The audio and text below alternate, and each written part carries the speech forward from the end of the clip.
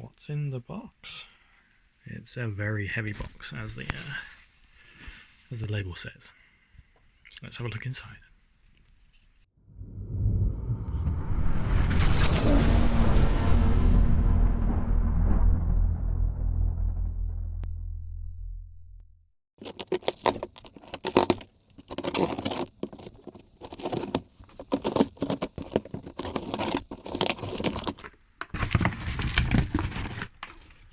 It's another box.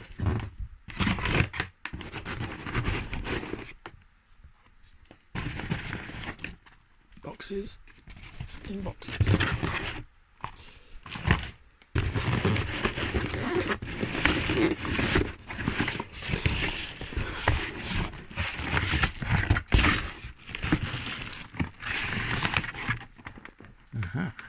Okay.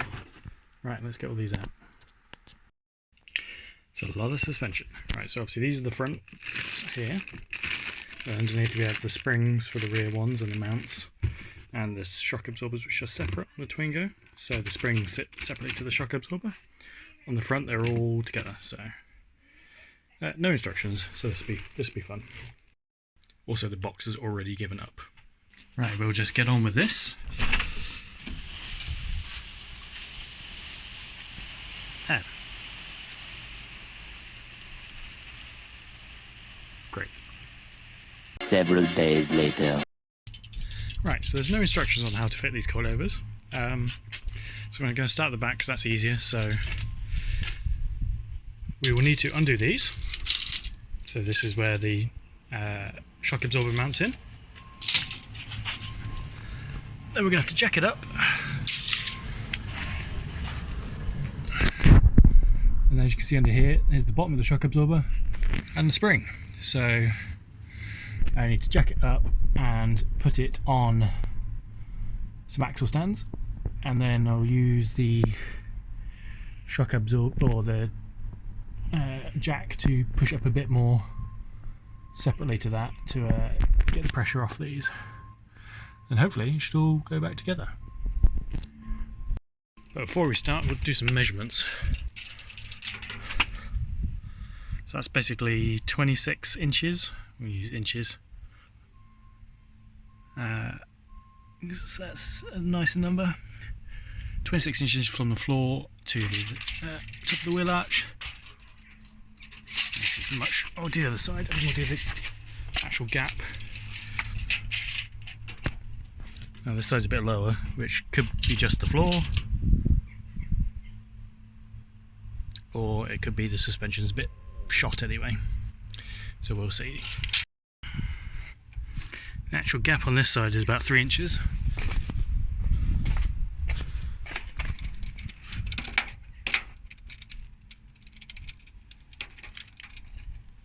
And it's about the same on this side as well. Right, so let's jack her up. Right, so that is now jacked up, axle stands. I'm just going to put this back under here and take the weight of the axle to stop it suddenly falling out. And then we'll undo these top ones. Right, we'll just do one side a little bit. That's tightened. There you go, that is definitely looser than it was.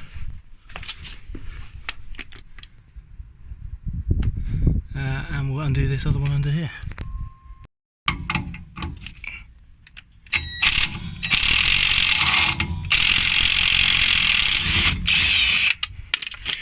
She'd be dangling. Right, so let's get the top one out.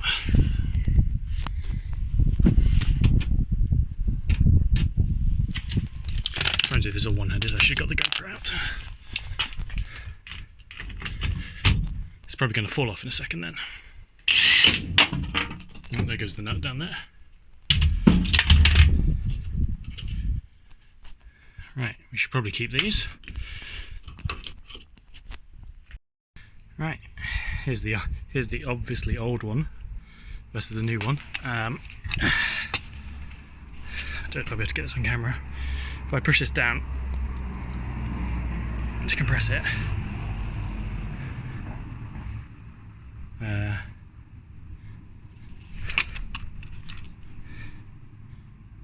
yeah, it's not going back up, which is probably not a good sign. This is this one. If I press it,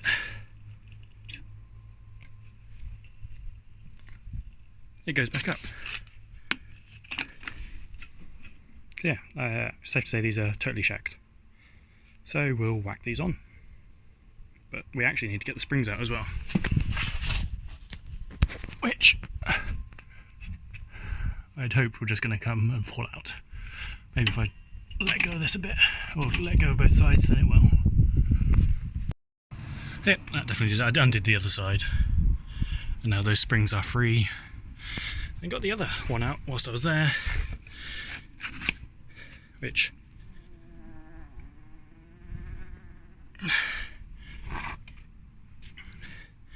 also doesn't rebound at all anymore, so that's good. And here are the springs. I don't think that whatever this is has much life left in it. And I read somewhere that you should always install these with the text up the right way, but these clearly go in upside down based on the actual just way these are.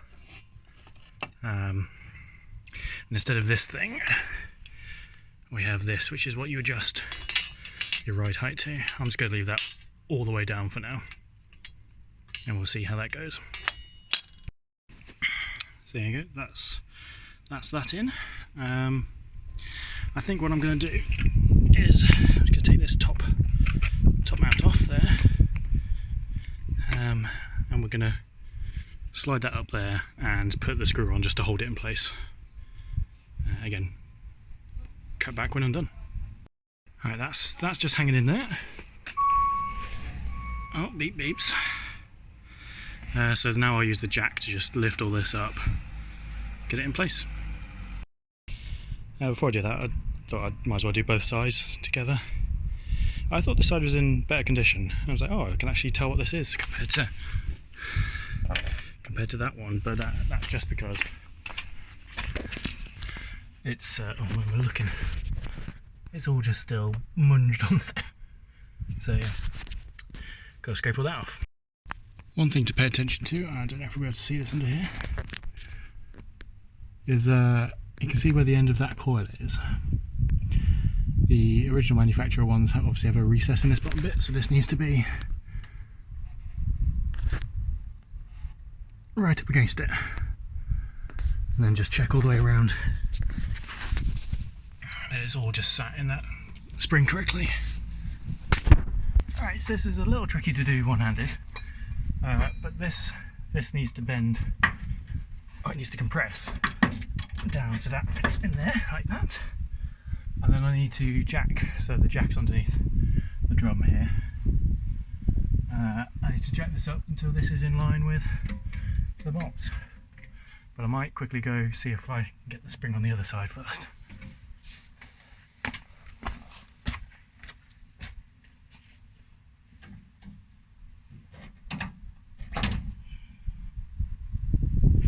Yes. Right. Hopefully this is all going to settle and it's not going to spring out in my face.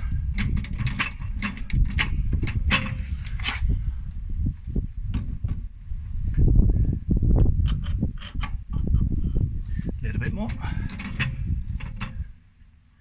A little bit more.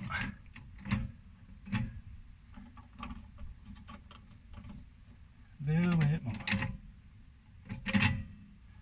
Right, and now we will get this one up.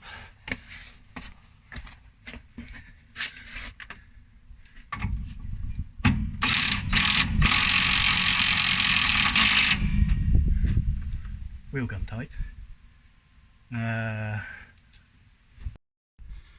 Back all in place.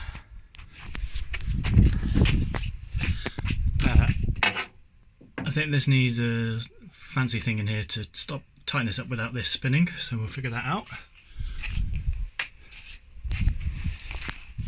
This side, spring is in, and this jobby needs to go get lined up into this,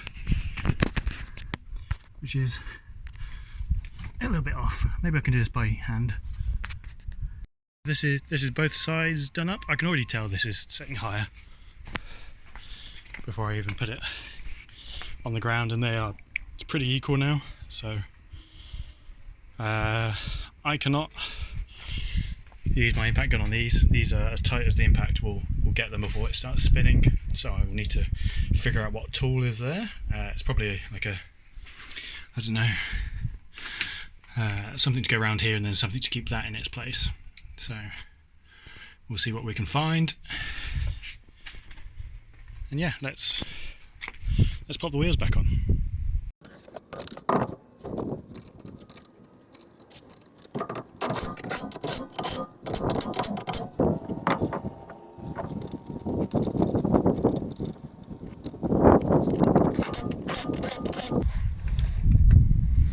Right, that's that done. So let's jack it all up again and lower it down and see what happens.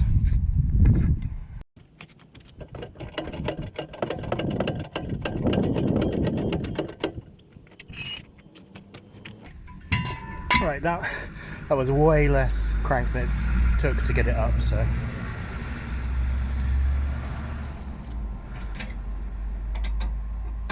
let's see what happens.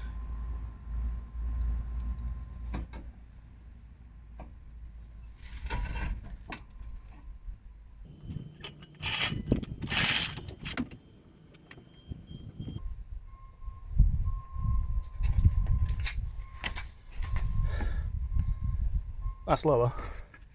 Alright, so it was 3 inches. It's 2 at best. Probably more like 1.5. So yeah, that's a fairly big drop. And then from the ground,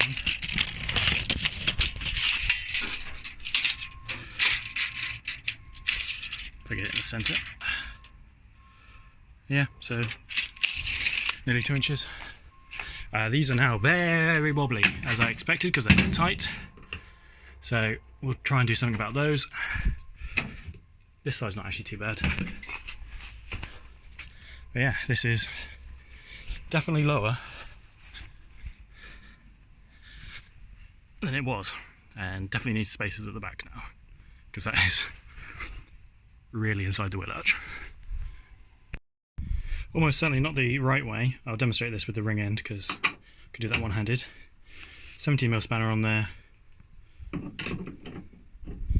pair of pliers on that top bit, and then you can just rotate the bottom bit by itself. So see if I can get the camera in a place to show that. Extremely ghetto filming position.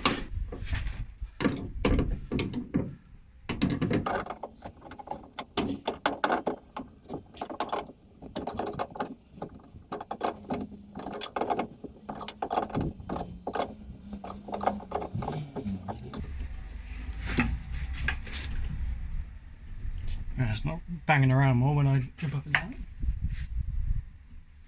We'll do the other side then. Right, that one's now tightened up as much as I can do it by hand, as is that one. And that's not much of an arch gap there anymore,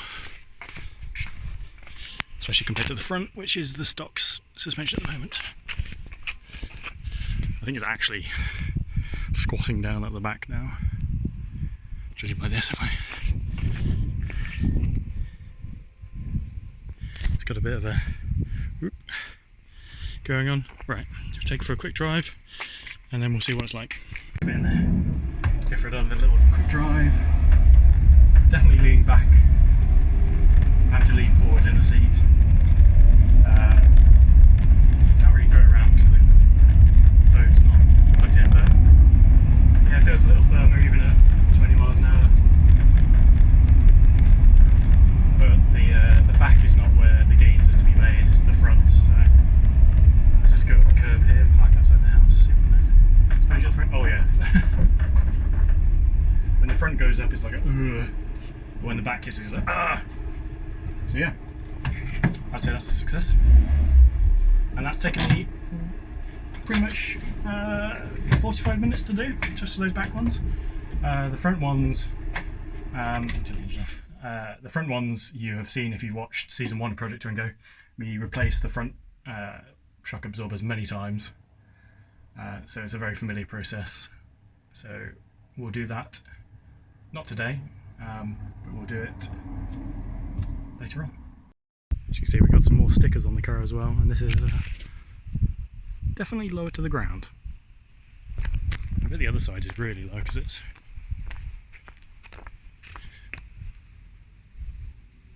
yeah. We'll give that some light running, make sure nothing's rubbing, but job done on the rear. Don't forget to like the video, and if you've enjoyed the content, subscribe to the channel. Once you've done that, make sure you hit the notification bell and set it to all so you don't miss any future episodes. If you want to support the channel even more, there is a Patreon, various levels, and they all have different reward tiers such as YouTube credits and even having your name or logo written on the car. Lastly, there is a merch store where you can pick up some cool CrewTube or Project Twingo merch. There's mugs, there's t-shirts, there's all sorts, all colours. Link in the description below for all these. So yeah, remember those shock absorbers I took off? The driver's side one has still not come out at all, so that was definitely dead. Right, so now we're going to do the front coilovers, which if you've not seen my video in season 1 of how to get to the suspension arms, I'll put a link up here. But basically you have to take the scuttle panel off because this one looks like you can get to it, but you can't. And the other one is hidden under here, so you need to take these covers off, which is very hard to do one-handed. Take those off, unscrew those, pull both the wipers off. Then there are some T20 Torx screws around here. Which you take that off, then that all pulls off, then you can get to the top mounts. So we'll start doing that.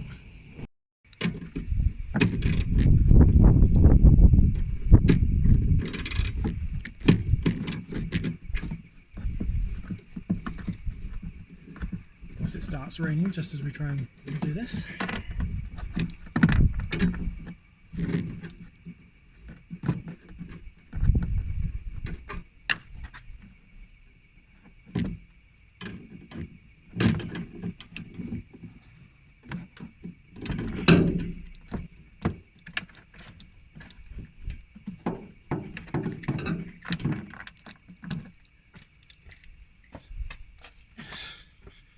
Now there is a proper tool for taking these off, but you can just bend the wiper blades to get the friction or the tension off, and with a bit of wiggling they come off.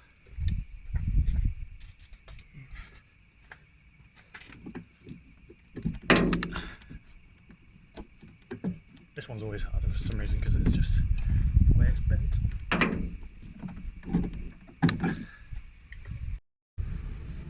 Right, now we're the old T20 Torx, if you're gonna focus. Nah, I can't be bothered. So there's one behind the camera here.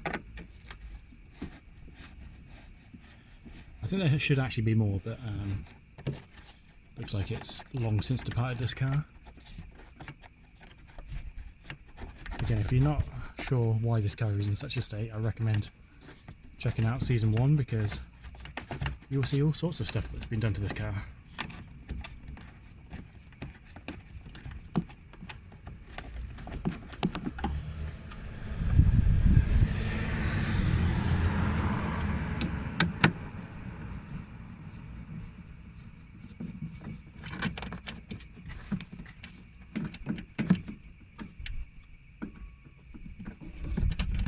They always feel like they've come out, but they've got a few more turns in them.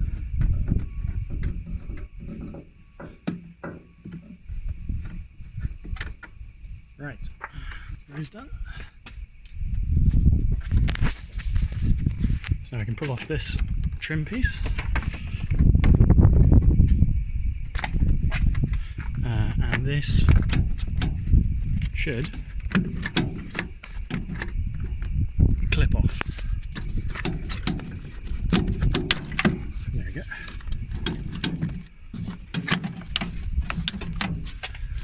There's a plastic bit and a metal bit.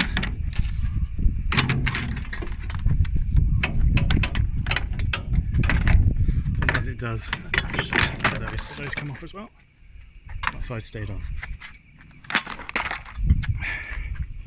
Right, now we can get to the top of that one, and we can get to the top of this one. Right, we are all jacked up.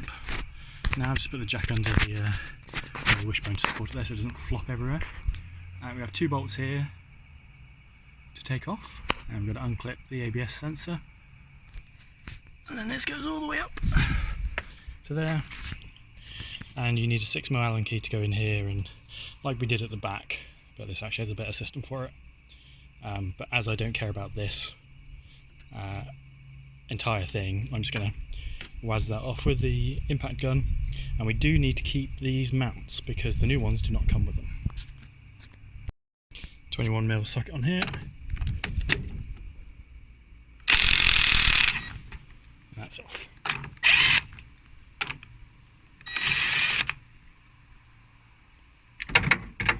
So that's the nut that keeps it on top. Here's the top mount. This actually has a sort of bearing in here to let it spin around.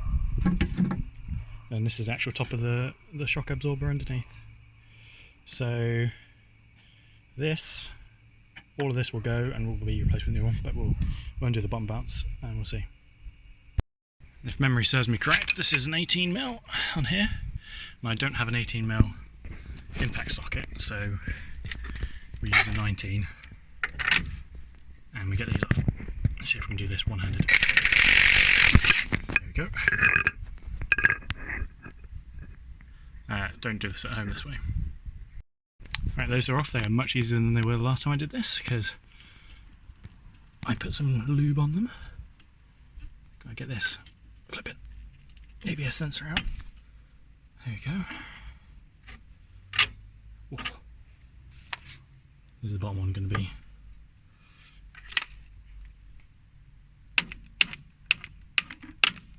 Not approved tool for this. I'll go get a hammer. Alright, it's a bit of a fight to get them out, but this is now all out. So now we just need to thread this chungus out of here, which I cannot do one-handed. Alright, so this is the old and the new ones compared. I'm not sure whether I need to take this rubber top mount out or whether I should just directly fit this. I'm not sure whether I need to take this rubber top mount out or whether I should just directly fit this. I do need to take this off and put it on here though. And I think we will just wind these all the way down for starters. We'll start as low as we can go, and then if we need to go up, we'll go up. So I'll go swap some bits over and see what's what. Right, so I've just quickly put these on. I had to jack this up a bit, which is good, to get it there. I decided not to go all the way down. I've also left that rubber top mount on there because we're going to try it without. Not quite sure whether that's the case, so stay tuned to the end. That sits up nicely up there. This is on here, so we're now going to jack this up all the way till that's sitting properly on the mount, and the jack just fell out. So we'll do that again, because now we're back here. Take 2. That feels like it's compressing now. That's very much not how it should be. Right, so we'll go down again.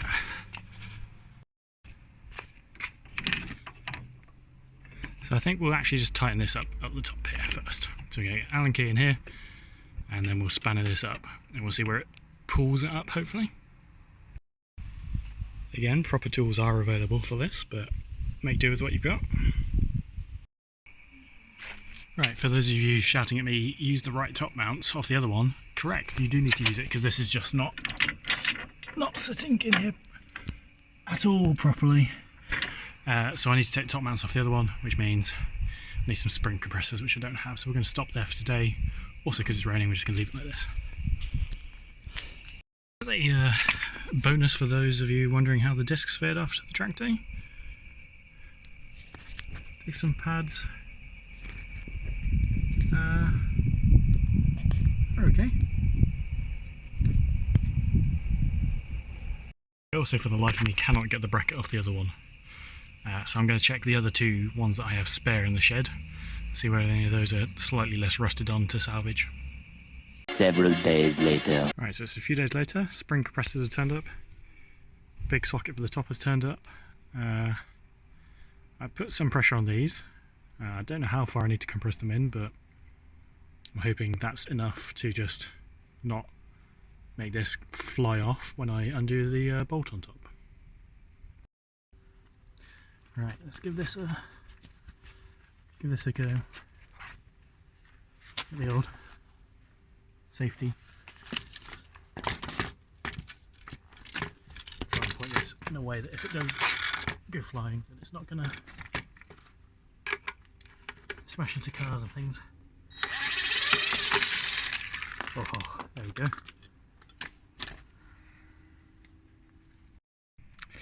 Right, so here we have the stock one all disassembled. I need to take the compressors off these. This is what it mounts onto. Then you have a rubber top mount with a bearing inside, and then this, which sits seemingly on top like that. Actually goes that way. Don't know why I said the other way.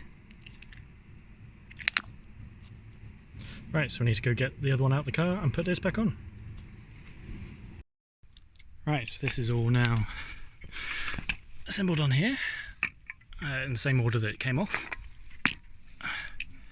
And I also managed to get that bracket off with some penetrating fluid overnight. It wasn't Allen key, it was a T30 Torx, but because of the way that gap is, you can't actually get a screwdriver in there, so I ended up having to use a pair of mole grips and the actual T50 bit and just do it around. But we should be good to get this back in now.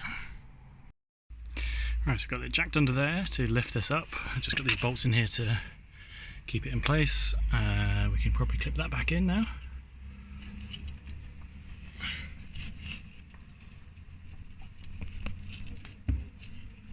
I'll do that in a bit off camera. And then the top is poking through here like it was before. So now that can go back on. That can go back on. And we'll tighten everything up properly. Something else I realised, these, compared to the old ones, these actually have a bit of adjustment in here, which, that's definitely some camber. We'll keep it like that to start with, because this is all going to need to get aligned after I finish fitting them all. And the last thing to do is make sure everything is torqued up to the right values, which for these is something like 135 newton meters of torque, and then the top ones are a bit less, but I'll put the numbers on screen now for you to see. There we go. Right, so the wheel's on. Time to lower it down and see how low it goes.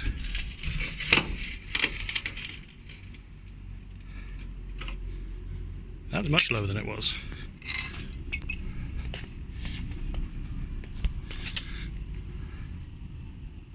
Definitely need spacers. So we'll do the old finger test. That is 2 fingers on this side.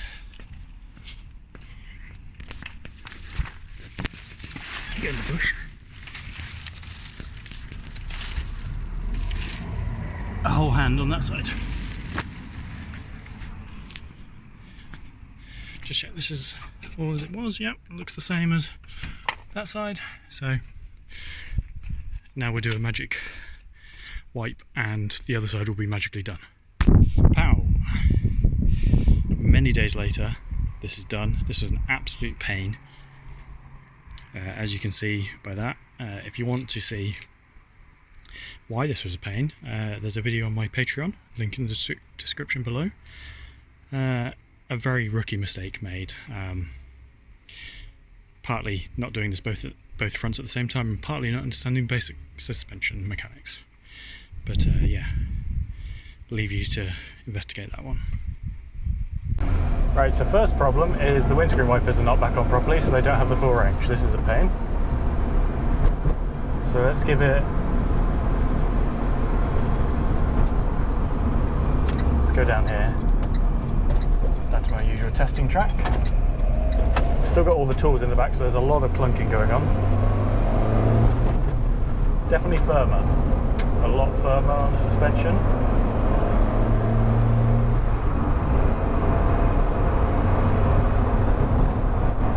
Feel the bumps a lot more.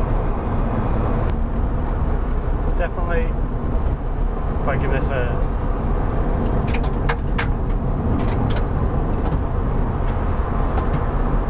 definitely a lot firmer turning. No rubbing that I can hear at the moment or feel.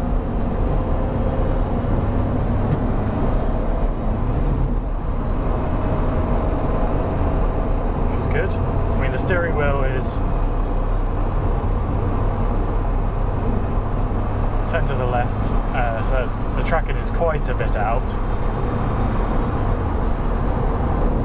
Like I'm having to hold it like that to drive centre.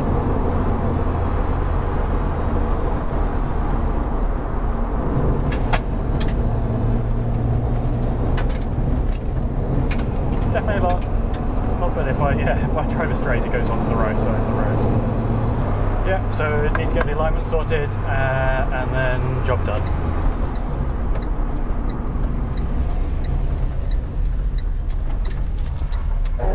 Oh, it rubs on full turn.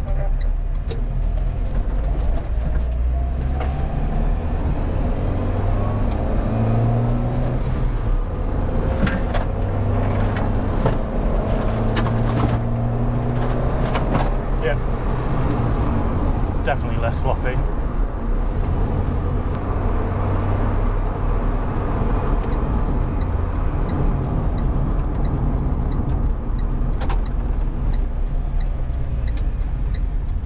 Right, so full left turn. Nope, nothing there. Brake. Yeah, okay.